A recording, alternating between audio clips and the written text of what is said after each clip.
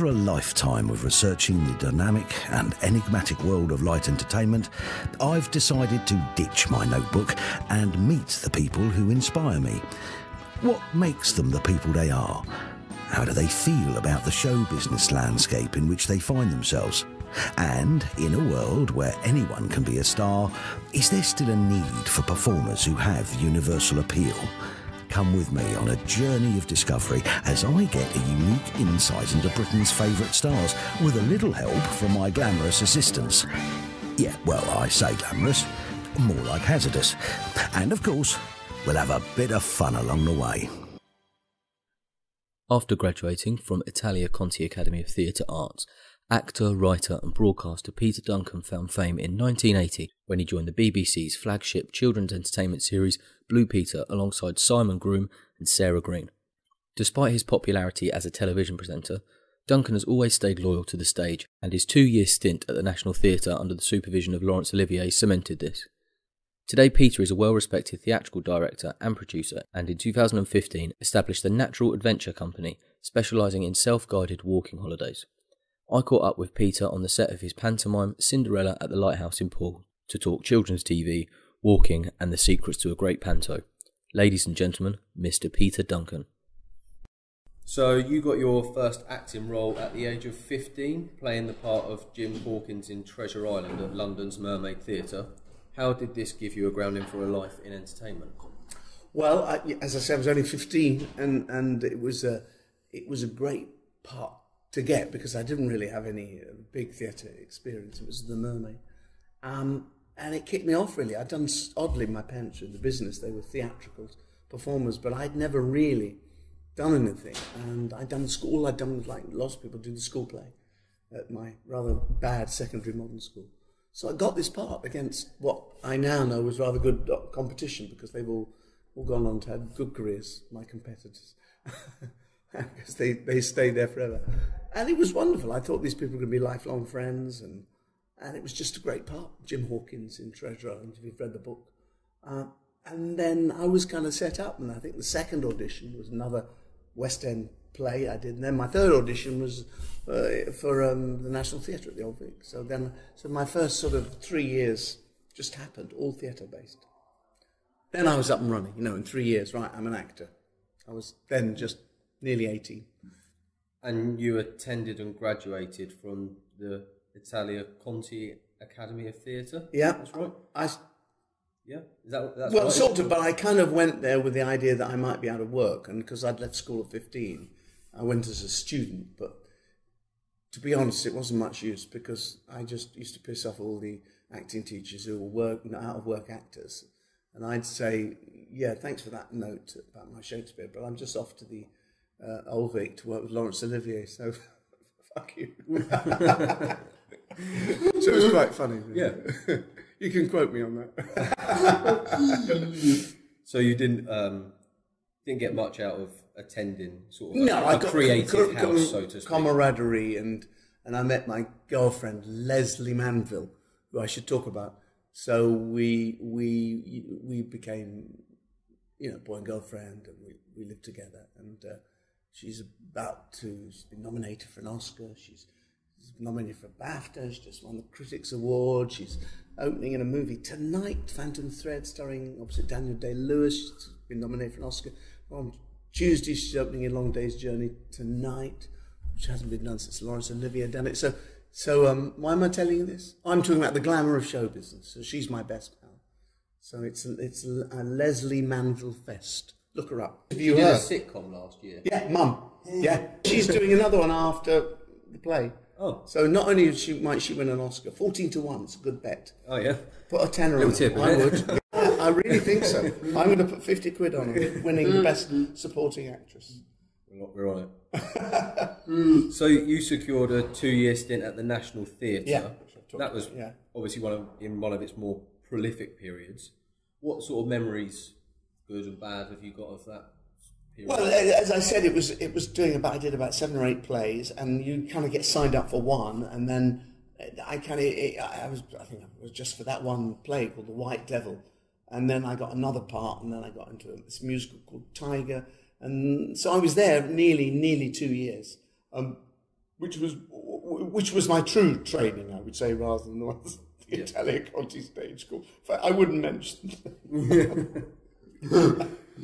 And then in 1972, TV came calling, and you starred in the ITV children's drama The Tomorrow People. What was it about children's television that appealed to you? Well, it wasn't like that, really. So once I'd left the National, and I'd been being an actor for 3 years, I then kind of had a good agent, and I went into going for lots of different jobs. So these things you mentioned, they're all like a week's work. They're not really significant. But I did do lots of good television plays and quite a few films in the 70s. And so I I was a working actor then, and some theatre as well. But over a period of about 7-8 years, you do maybe 50, 60 different kinds of jobs. And you're building up your portfolio, So I started off as a stage actor. Then I became a sort of television and film actor, right up until my Blue Peter days, where I obviously changed course. Yeah. So, as we're going to go on to next, that's probably your most celebrated sort of television vehicle, started in 1980.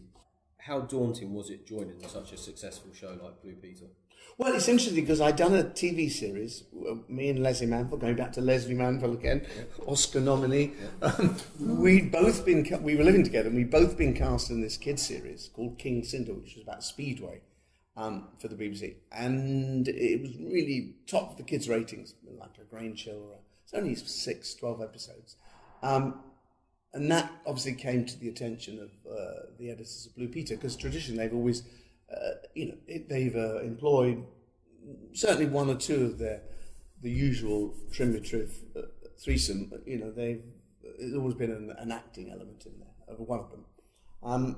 And so Billy Baxter got onto me then and said, would you like to audition Blue Peter? And I suppose the variety world in me, it's like then it really was truly a dream job.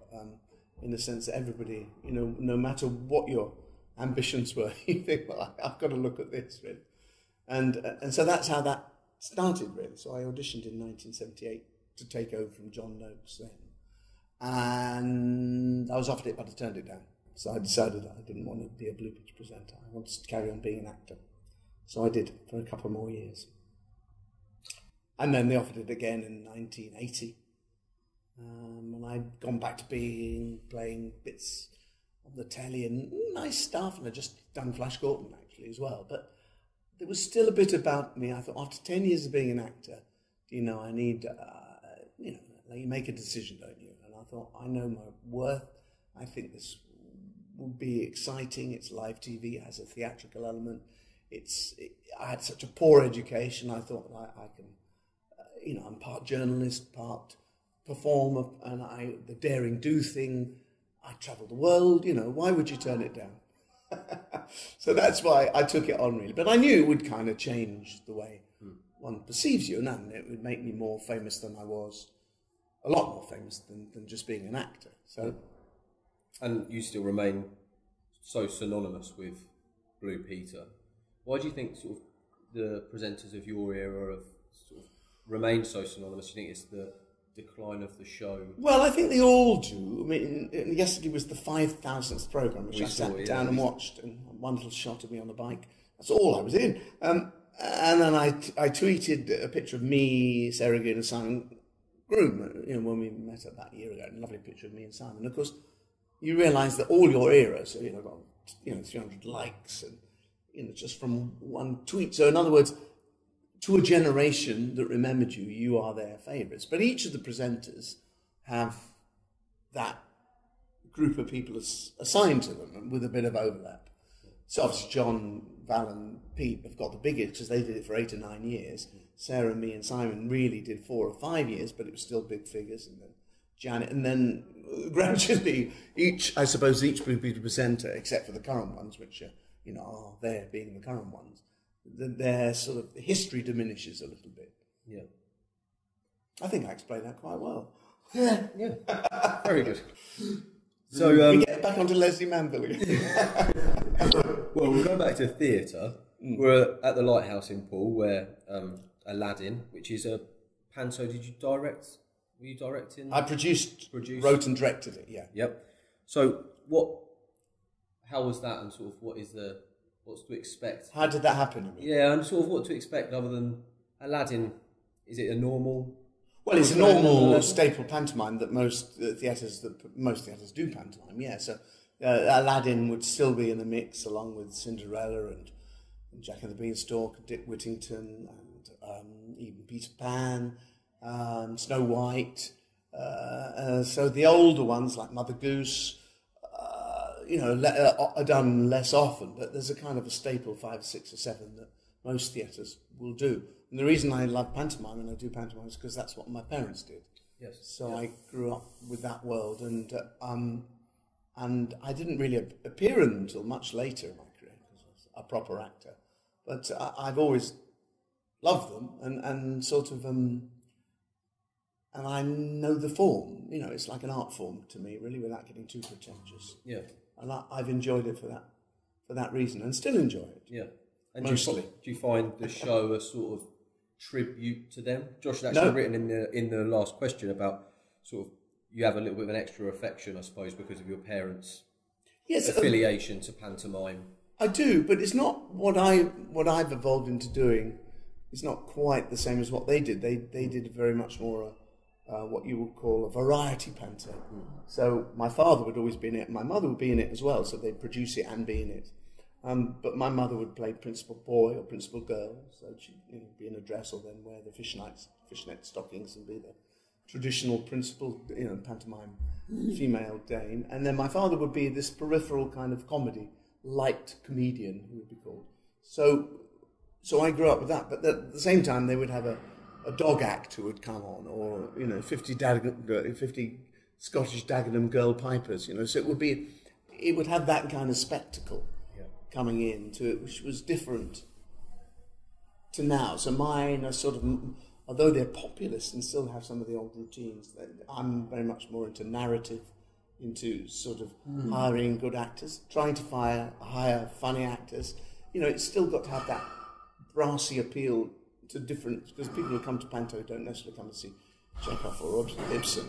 Some do, but so that's, for me, that's where it's evolved. Yeah. In the olden days, you'd have people sort of like Danny LaRue. Yeah.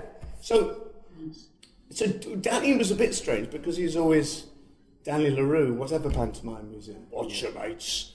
And I have a story to tell about Danny LaRue. So he used to sell all his costumes, old costumes, to my mother and father. So my mother used to wear his glamorous costumes. I've still got some. Got Danny LaRue in the back.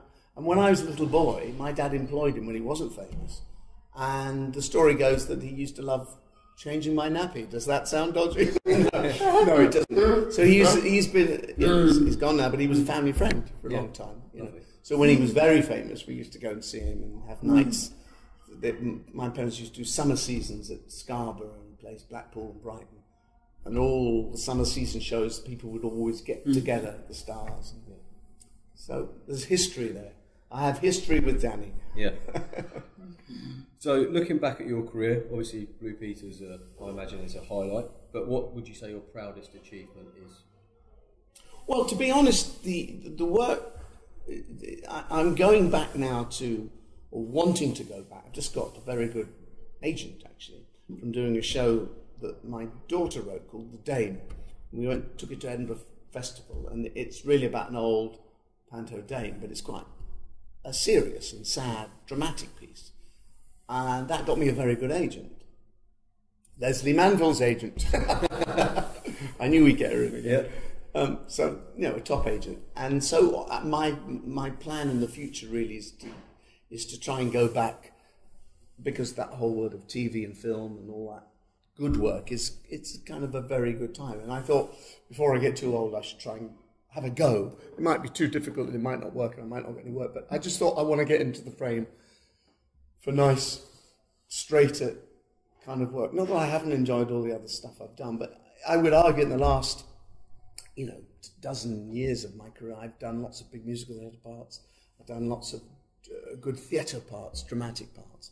Not so much the telly roles. And so I've always mainly had I came here with Birdsong, and although I did Hairspray for 8 months after that, I've always been able to find good parts either in repertory theatre, along with my panto producing, which again.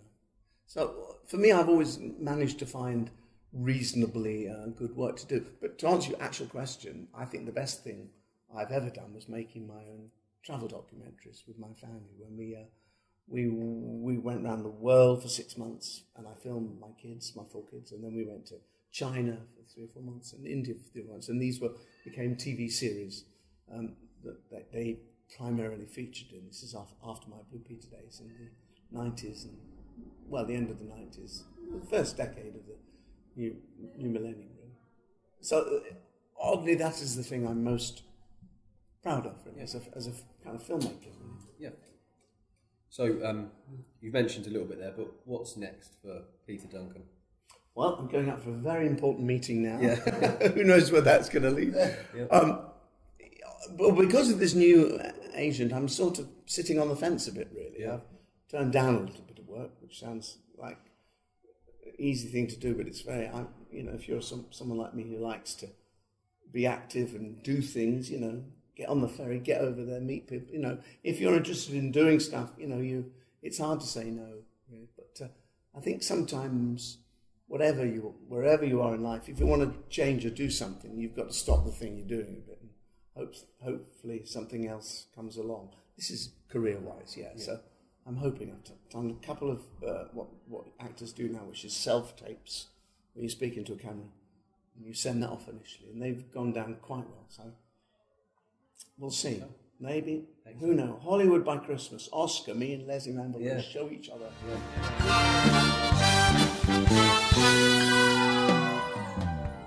A big thank you to our guest for being the subject of another Beyond the Title interview.